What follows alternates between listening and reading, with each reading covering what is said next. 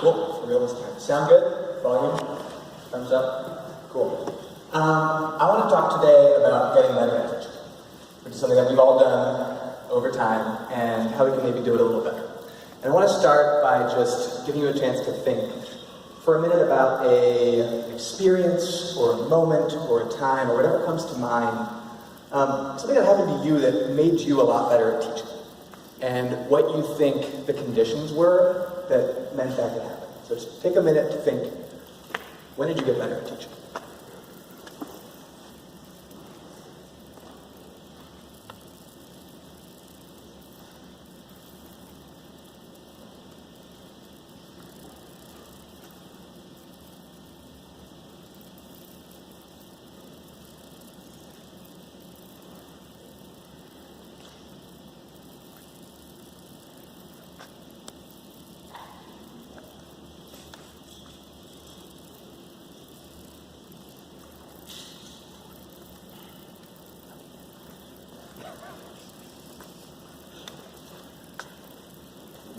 And go ahead and share with someone next to you or your notebook or wherever you like about what that experience was like.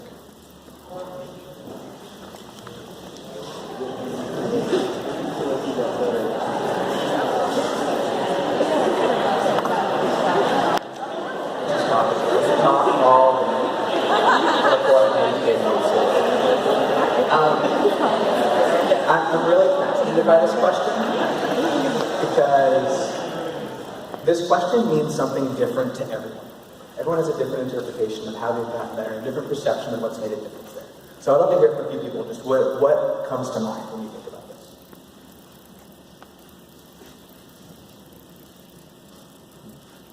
I just want a better picture when I'm mentoring and reflecting with another leader.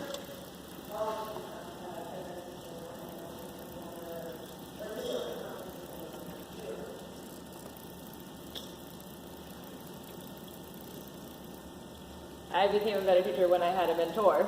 So I had an English teacher who was a veteran teacher who just let me come to his room every single day and talk his ear off until I felt a little bit better. And there weren't like concrete things that we were working on. It was just me spurting out whatever thoughts were in my head and him being willing to listen.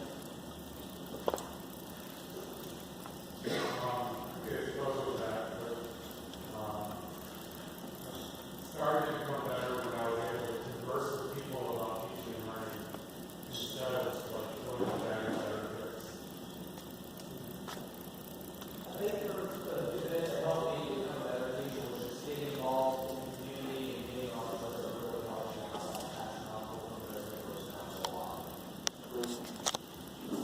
For me, the kids make me a better teacher. Seeing them and what they can teach, where they struggle makes me better. Great. Sorry? Oh, she said that the kids make her a better teacher. Yeah. So this talk is premised on a few hypotheses. Number one, we've all gotten better, but there are some things we can do to influence how quickly we get better and the ways we keep pushing ourselves. Second, that we can look at a bit of research to inform how we think about this. And third, that this community specifically can think about what we already do that helps teachers improve and what we could maybe do better. I want to talk about my first year of teaching. And it looked like this. I do, we do, you do, all the time. And I remember the first week, I felt pretty good about teaching. I would show up, kids would sit in rows, they were mostly quiet, they'd raise their hands when I asked questions, it seemed like they knew some math, and I was like, all right, I can do this job, I can stick with this. And then, I'm sure a lot of folks have had this experience, the end of the second week, I gave my first quiz. I remember it was out of 7 questions, no partial credit, just right, wrong, out of 7. And I quickly learned that 3 out of 7 is 43%. 2 out of 7, 29%. 1 out of 7 is 14%, and 0 out of 7 is 0%. And those numbers came up quite a bit. So I felt good on the inputs, right? The things I was doing felt like they were working for me, but the kids weren't actually learning. And so I was really lucky that year that I had an instructional coach, and we worked on this. I got better at the I do. I got better at explaining things. I got better at asking lots of questions and breaking things down in little tiny pieces so they'd be really, really easy. And I put the pieces together, and that would be easy. And then they still usually forgot it the next week, but it was a little better than before. Worked on the you-do, getting kids to just practice more and do more math. And that was kind of my paradigm for the first few months of my teaching career. Was I have this model and I have a great source of feedback. And I like the kids, I like the math, and I got better within that model.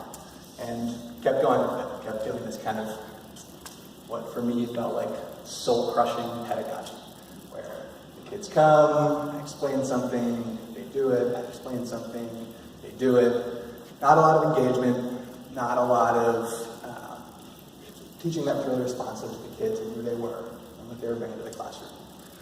And this whole time, I had the really great experience of having all of you inside my computer on weeknights when I got home and was bored.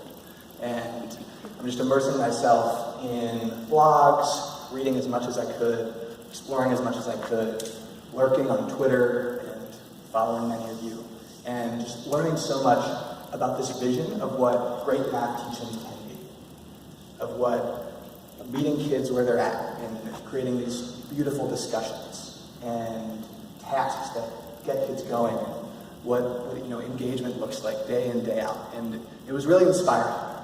And in a lot of ways, while I was kind of plugging through this daily grind, it's what kept me inspired to keep teaching math and to know that I wanted to keep getting better at teaching math. But so juxtapose those two things, right? I have this pedagogy that I'm working within and feel like I'm getting better at, but I'm not actually doing any of the things that I see and that I want to do and that I know are important for my kids. I was supposed to put that up. So February rolls around, I'm teaching 8th grade, and the 8th grade standards include volumes of cones, cylinders, and spheres. And this came to mind. Who knows Dan Meyer's Meatballs 3-Act? All right. So it's this really cool task where it starts with a video of a pot of pasta sauce and a bunch of meatballs. And the question we get to is, how many meatballs will it take to make the pot overflow? And it's a neat question because the kids can visualize it. We give them some really interesting information. All the meatballs aren't the same size. Give them some dimensions they have to work with. There's this question of, are the meatballs actually spheres? Is that going to be a good model? Is the pot actually a cylinder? If you do the computations, it's pretty hard to get to the right answer, which is revealed in the video at the end. You have to do a little kind of fudging because you can see that the pot has this little lip, and I would conjecture that meatballs absorb a bit of pasta sauce. And so it's this really fertile ground for reasoning and sense-making, and just kids doing something a little bit different in math class. And so, I'm really excited about this lesson. Plan it out. I invited my instructional coach in to watch.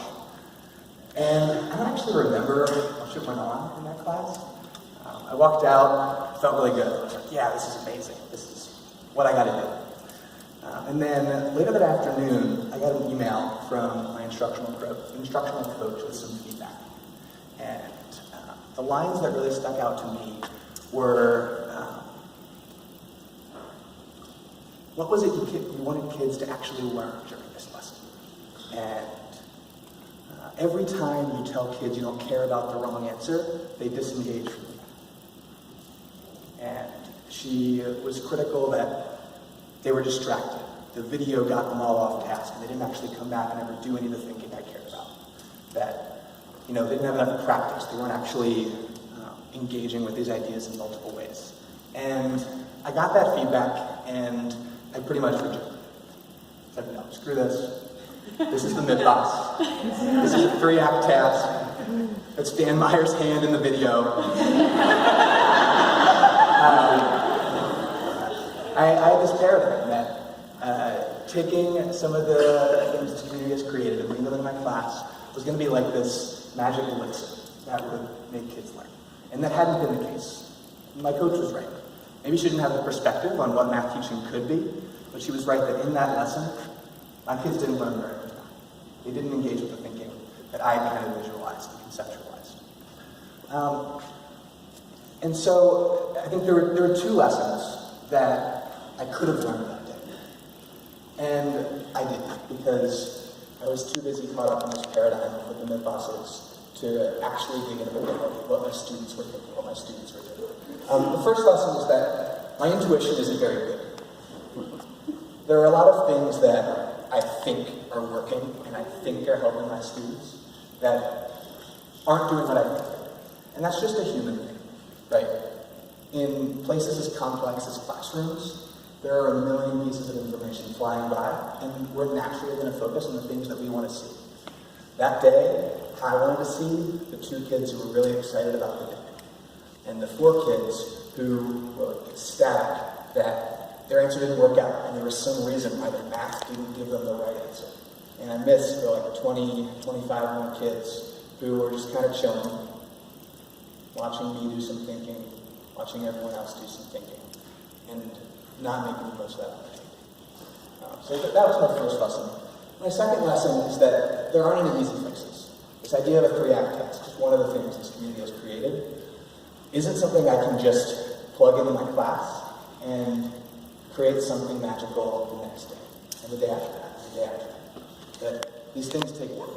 And a tool like a 3-act task, so you need to build specific skills around. You need to build a skill around showing kids a video and getting that engagement to go towards mathematical thinking and not towards flirting with the kid next to them. And skills of engaging kids in estimation in ways they're going to connect to the math they're actually doing. So they're using that as a sense-making tool, and not just one more weird thing that the teacher is making them do, one more of the hoops they have to jump through. So that's my perspective on 3X. And I think it applies to a lot of the rest of the things that we see in this community. I didn't take that perspective at the time. I didn't learn either of these lessons. This is what the rest of my year looked like. That was about February. And I kind of just threw everything at the wall to see what would stick. You name it, I tried it. Problem-based lessons, this new assessment strategy, this new creative way of giving a quiz, this, that, the other, I don't know. This is just random stuff I clipped off these. I don't know if I actually used any of those. But it was this like lesson planning by, I guess the blog search engine didn't exist, but brute force blog search. And I did learn over those next few months, but too many days I was just kicking to keep my head above water. I was trying something new. I didn't know what went into actually making that tool work. I didn't have the skills to facilitate the discussion, the skills to know what questions to ask, to get kids to do the thinking I needed. And too many of those days, the fact that it was different than the day before and the day before that, some of my kids learned a lot. Some of them loved the creativity and the videos and the pictures and how every day was different. The kids who didn't, who needed the routine, who couldn't handle the fact they didn't know what was going to come next, and that class was loud and messy, were the ones who needed extra support the most. So my class was becoming less equitable. The kids who were already doing well did better, and the kids who most needed my help, I was running around like a chicken with my head cut off, trying to salvage what was left of the lesson, and they were kind of floating and falling farther behind. So this is what I mean when I say more than resources, as the title of this talk. This idea that this community is really incredible for everything we've created, but I think the paradigm that we've created all these resources, therefore great teaching, is missing something in the middle, and that's what I want to explore. I think the most important idea here is that it's really easy on the internet to share clever ideas.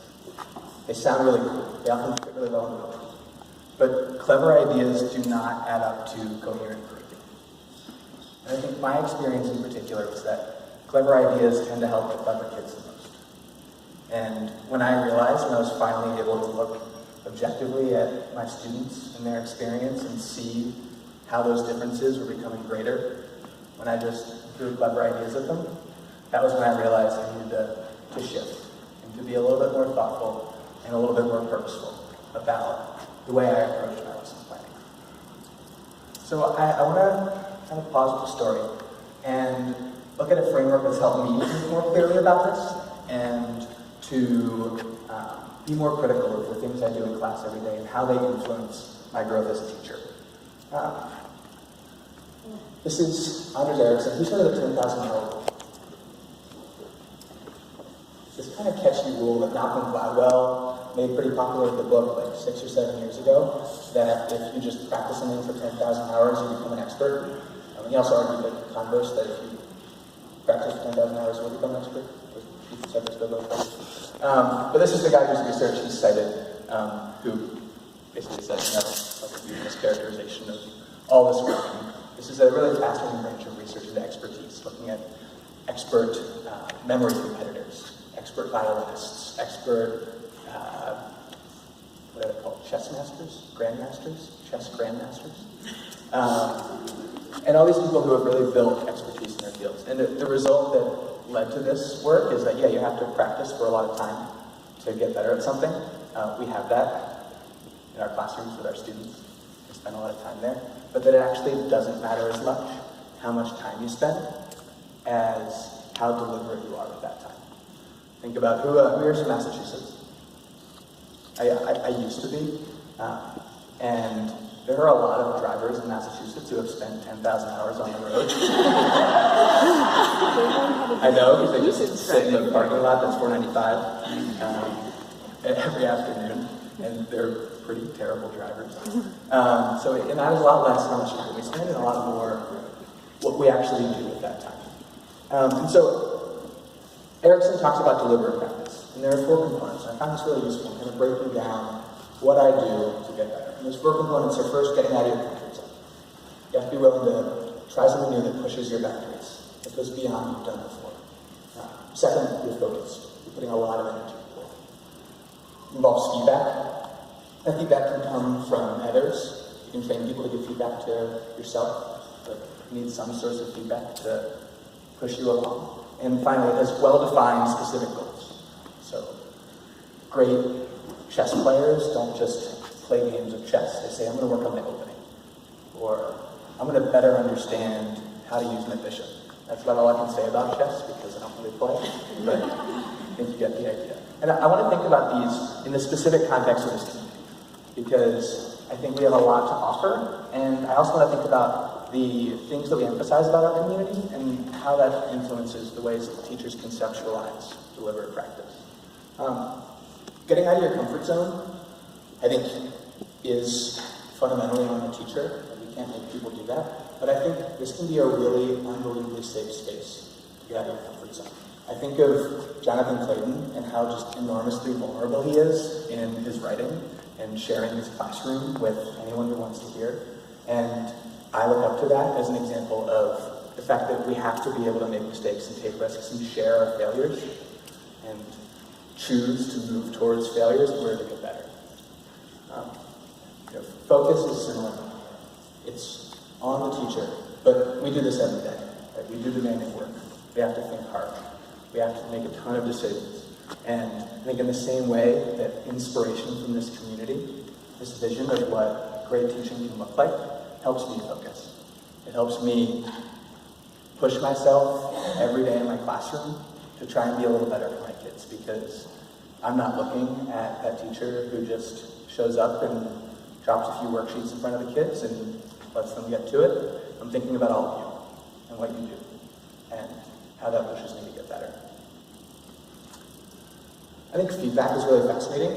I think about this in the context of Mix the Tricks, which is interesting. All the people I'm talking about are talking about. This is so later that year, I got really into Mix the Tricks, and I nixed all of the tricks. Every one of them, they were gone. There were no tricks left. And it went really badly.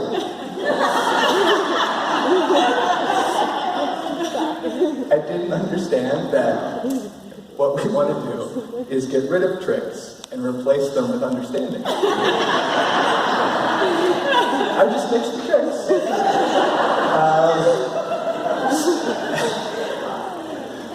But the point is that this takes skill too, right? This takes a lot of expertise to be able to do well. And in the same way, I was blind to the feedback from my coach and from my students about that 3-act task. I was really blind to the feedback my students were giving me about this. They didn't get it, and they told me they didn't get it. And they told me they couldn't solve the problems, and I said, no, you have to figure it out. That's how it works, or something. And then they couldn't, because that's not really teaching.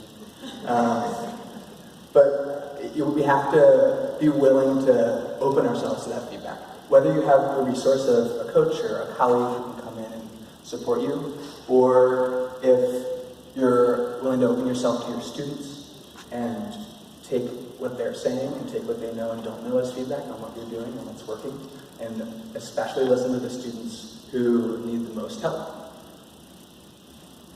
then you can get some feedback that tells you what's working and what's not working and what you can do better.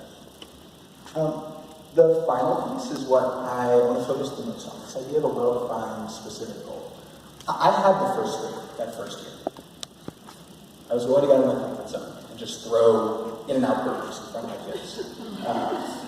I was focused, I was pushing myself, I was real boring. I was boring in real life, as I'm boring, and putting all my energy towards teaching. And I had feedback. I had someone who was in my classroom telling me what was working and what wasn't. But I didn't have a set of goals. I was like, I'm just going to get better at teaching. Buy Mitbots.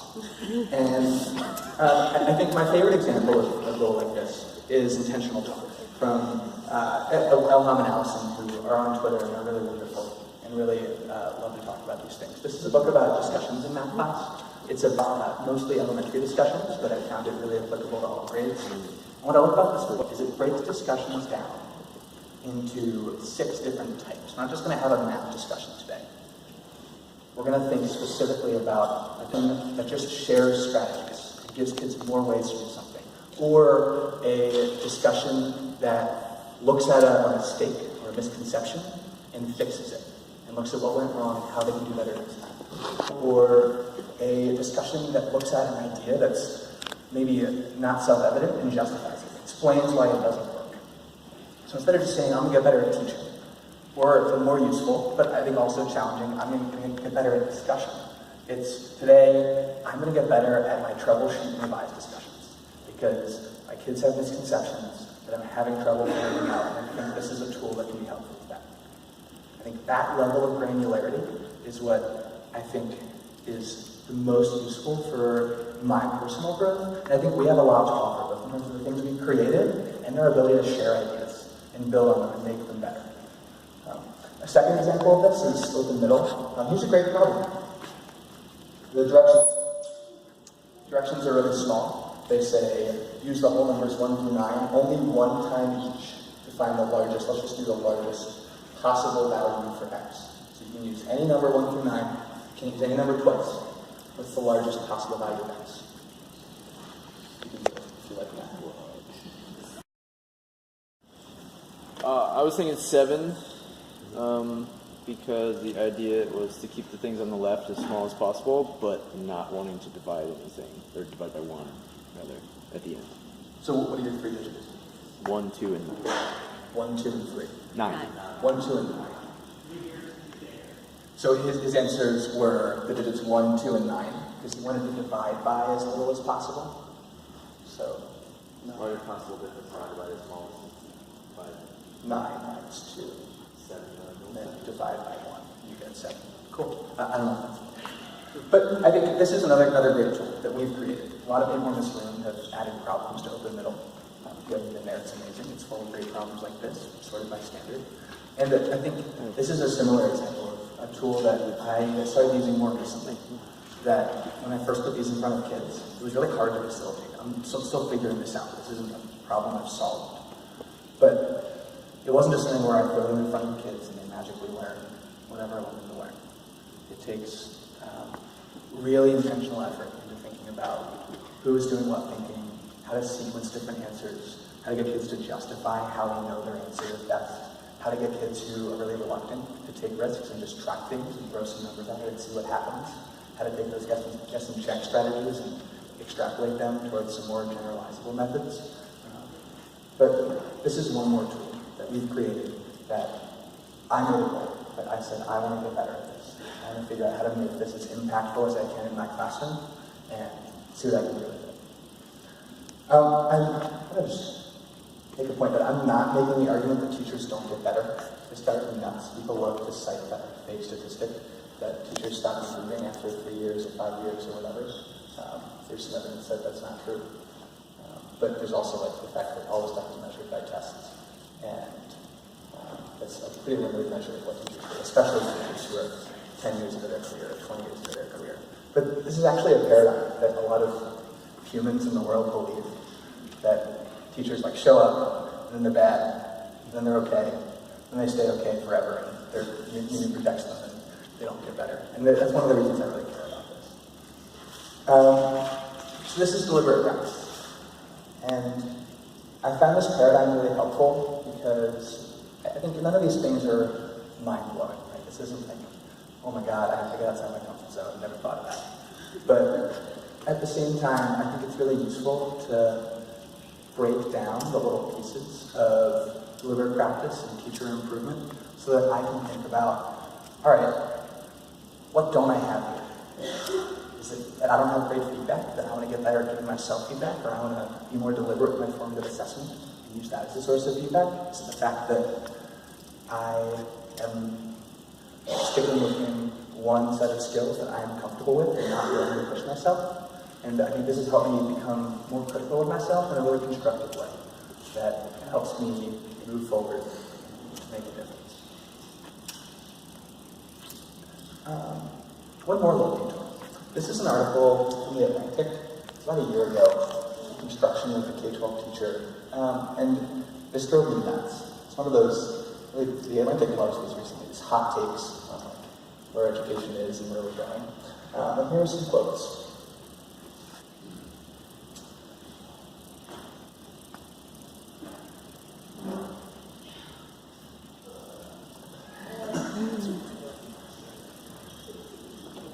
So this is one pretty popular conception of what teaching is. That there's this like special skill of explaining, and we should find the person who's probably in this room who's the best at explaining Algebra 1. I really think that person is in this room.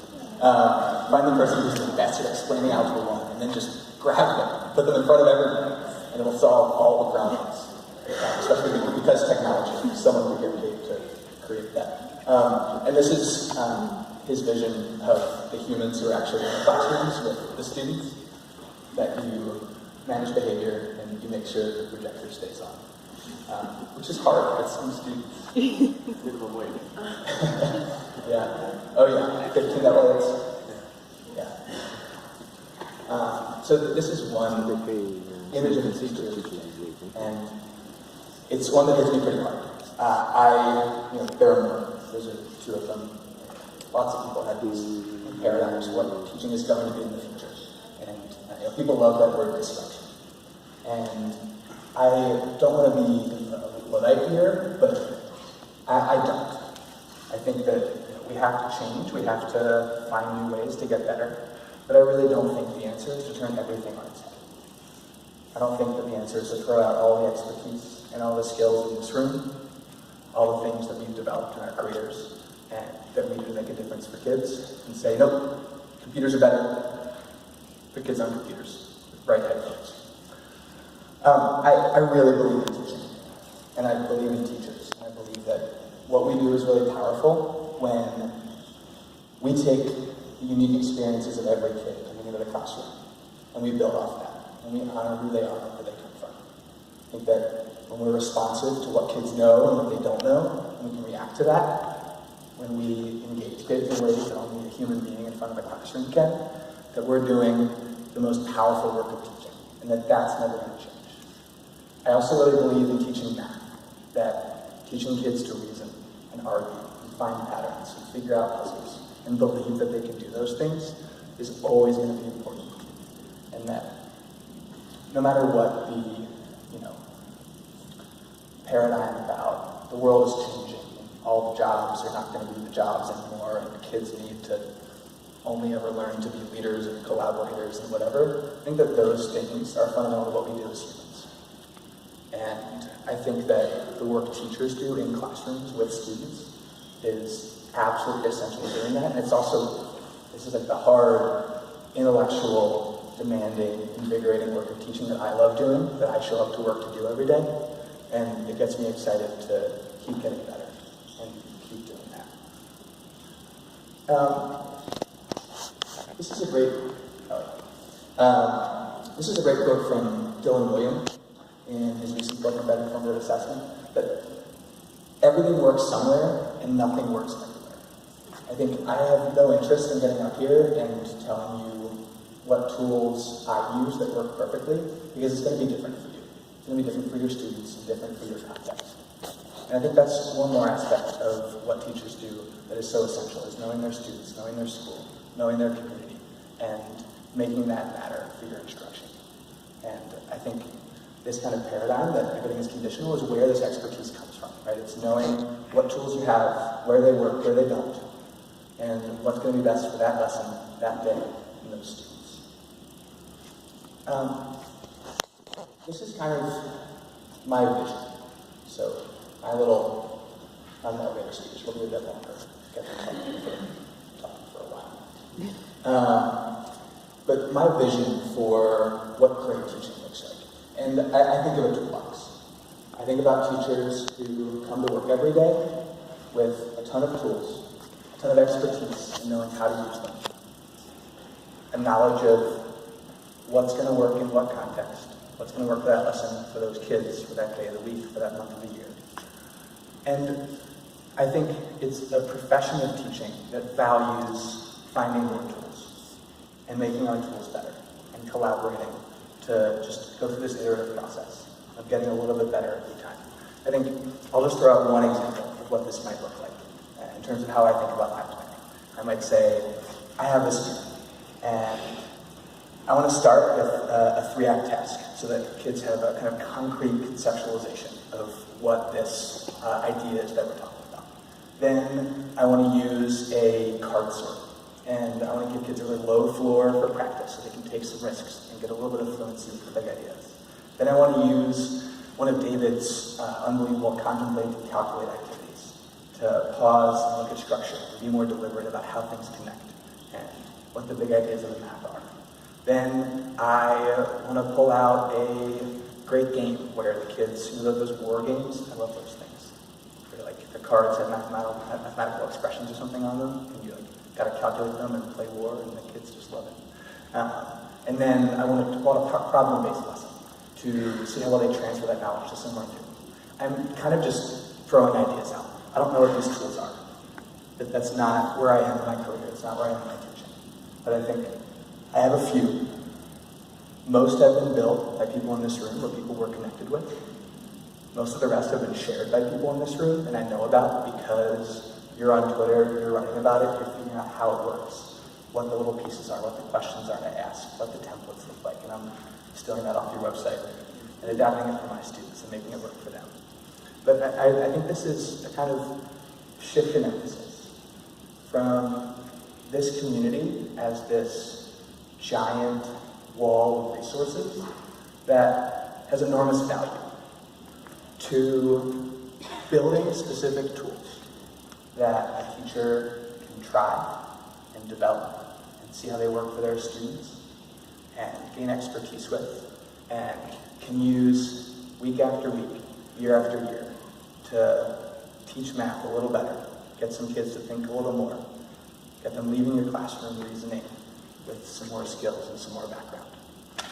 That's what gets me really excited. And I don't want to kind of attack the resources perspective. It's been unbelievably useful for me to have the wealth of information in this room. It's inspired me to be a better teacher. It's inspired me to write and to create things and to share them with all of you.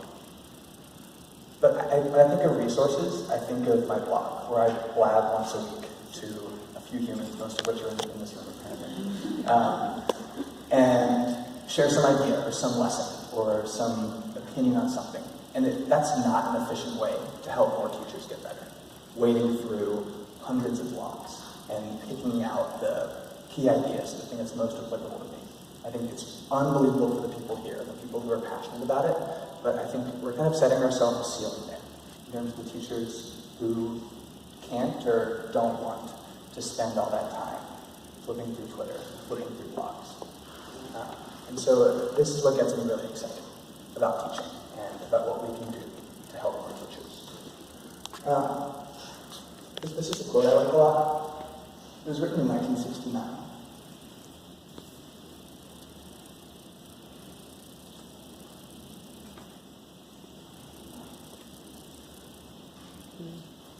I think this is a good summary of what people call 21st century skills, 21st century learning. That was everyone's favorite word like 3 years ago. This idea that learning is changing and kids need new skills and need to teach collaboration and this and that. That's great. I don't argue against that. My point is that that's been the same for a long time. People have been saying that for half a century, that the world is changing really fast. And we need to adapt to prepare our kids for that changing world. I think one of the things we need to adapt is to do a better job of teaching them to reason and argue and find patterns and figure out puzzles. And so I get excited, not about 21st century skill, 21st century learning, but 21st century teaching. And I think that more than what kids need to know coming out of our classrooms, what we know, what we're able to know has changed a ton in the last 10 years. The fact that we have this community here, that we're at Twitter Marathon, which is called Twitter, is so cool. And the fact that we can share so many ideas, that one person can write a blog post with one idea, that 3 other people across the country pick up on and make a website, and then hundreds of people contribute to and make an unbelievable resource that we can then bring back to our classrooms. I think that's what's fundamentally different about teaching and learning today. And that's what gets me really excited about what we do, and what gets me excited about finding new tools and getting better at using them and getting better for my students. I might break some hearts here.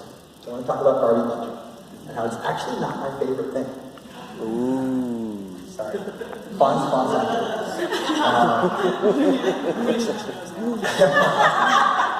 So I pretty sure she knows now. I first taught Barbie Bungee that first year, and it was one of the last lessons of the year. And it was a mess. Who here knows what Barbie Bungee is? Oh, awesome. Who's actually taught Barbie Bungee? Cool. So, Again? that's actually more than I thought it would be. That's awesome. I didn't realize how important it was to not give them more rubber bands until they tested some things out. Because then they can just test the larger number.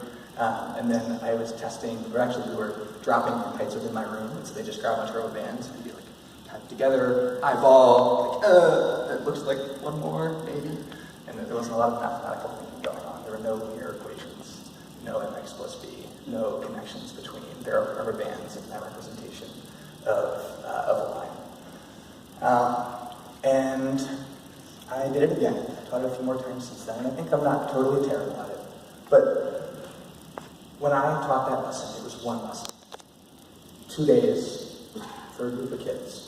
And if I get better at that, I make that one lesson better. And that group of kids learns linear equations with a little bit more skill, and that's a cool thing.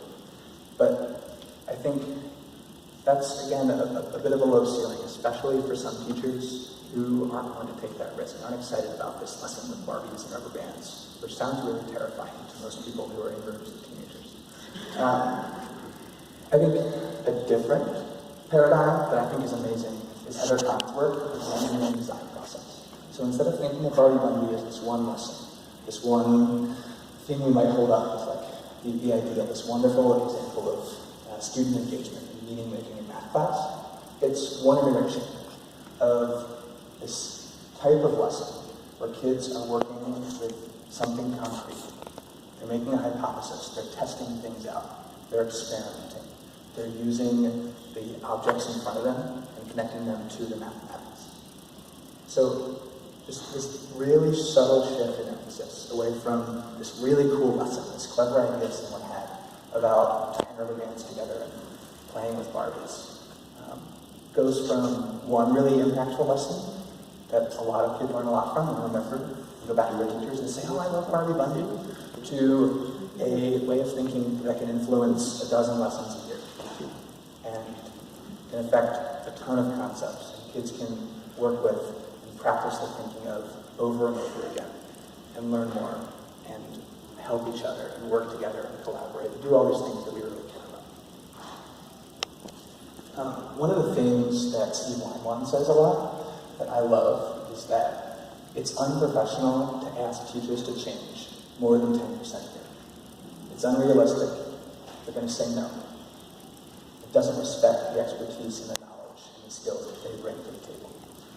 But at the same time, it's unprofessional not to expect teachers to try to change 10% every year. This is what I put my 10% towards. Tools that I can use day in, day out, week in, week out, that I figure out how to make the most of it, figure out how they work, what they do, which kids they help the most. I search for feedback on, whether it's someone coming into my classroom or just asking my kids how their lesson went. The pre and post assessments to figure out what they learned, how they're thinking, whether that actually helped the writing skills I was trying to target. And I think that kind of conception of what we get better at and how we are really deliberate about getting better at it is what has made the difference for me in terms of my improvement. I'm, I think, a less terrible teacher than I was that first year when I was using iReview every day. And I think a lot of the improvement has come from this, the fact that I have a bigger toolbox. I have more to offer my students, more choices to make, and more ways to reach them, more ways to make what I want to happen. And I think coming back to this paradigm of deliberate practice, this idea that when I'm developing something new, I need to be able to do something that's actually good, and not just take what I'm already good at and try and tweak it a little bit. And I need to think hard, do that really intellectually demanding work of teaching. That's so much fun, and it's so enjoyable to see the impact of on my students. I need to search for feedback and be open to it, because a lot of times the kids are going to give me feedback without me asking for it. And I need to absolutely pick little goals, get better bit by bit. I'm not going to make a huge difference tomorrow. I'm not going to transform into some of these unbelievable teachers in this room who I admire so much, who are so thoughtful and do such unbelievable things for their kids. It's not going to happen overnight. But it can happen over time as I build up my toolbox. And I think about the different things I can put in front of my kids that make a difference for them, the way I get better at using them, and the more I know about how they work and how they impact student learning. This is my call to action. It's like Tracy, I have some calls to action. And on a personal level, I want to know what your 10% is going to be. What are you going to do this next year? How is it going to push your comfort zone? What are your specific goals? How can you be more purposeful about it? My goals for the next year, I have two I really want to focus on to start. One is around group work, making group work more meaningful and work for more students. Tracy Zager has an unbelievable Ignite talk from NCTN this spring that breaks down different types of group work, different purposes, different ways that kids work together. I want to think about how I frame that for my kids and how I can be more deliberate about the goals we have in group work and the accountability that I put into play with that. And second, I am enormously excited about the work that we've been doing in the morning session with David and folks from Kate and Jasper. God, awesome. Developing this routine called Contemplate and Calculate that gets kids to slow down and think about structure and be more deliberate in the way they look at problems. So those are two things that I'm going to work on. I'm going to call my 10% to start next year that I think can make a difference for my kids, that I can pull out on a regular basis, and are going to help kids learn more. Well, that's awkward. Extra forward. You can tell I was editing this to like an hour and 15 minutes ago. My second call to action is for this community as a whole. I think these ideas are kind of half-baked or three-quarters baked. I don't have a list of ideas to give people and say, hey, here are all the things that you need to be a great teacher. That doesn't exist. But there are so many things that do exist that either we've created or other people in this community have created or that we share, that we know exist. And my second call to action is to think about how we talk about those things, how we write, how we share, what we do that impacts how we look at teaching, how we look at our toolboxes, how we look at getting better at teaching, and also how that influences other people, how that influences our colleagues at work, and what we can do to spread the ideas that we care so much about so that more teachers feel comfortable taking risks, trying something new, adding something to their toolbox. The slides will be online. That's me. Please reach out. I want to talk more about this. I have way more questions and answers about what this looks like and what we can all do to make the most of this idea. But I think the text and slides of this just went up on my blog, if I timed that right. And I'm on Twitter, and that's my email address, so just come yell at me because I want to hear. But I also want to finish with a really sincere thank you, because so many people in this room have written or created or shared ideas that have inspired me and have made a difference for me. I know all of you have done that for more people. And the energy that we get from being together is enormous and creates so much more energy from all of us and from more people we meet, from more people we talk to get teachers inspired and get them learning and get them caring about making that meaningful and engaging for kids. And that's what I love about this job. And I'm really excited that I get to do it with all of you. Thank you.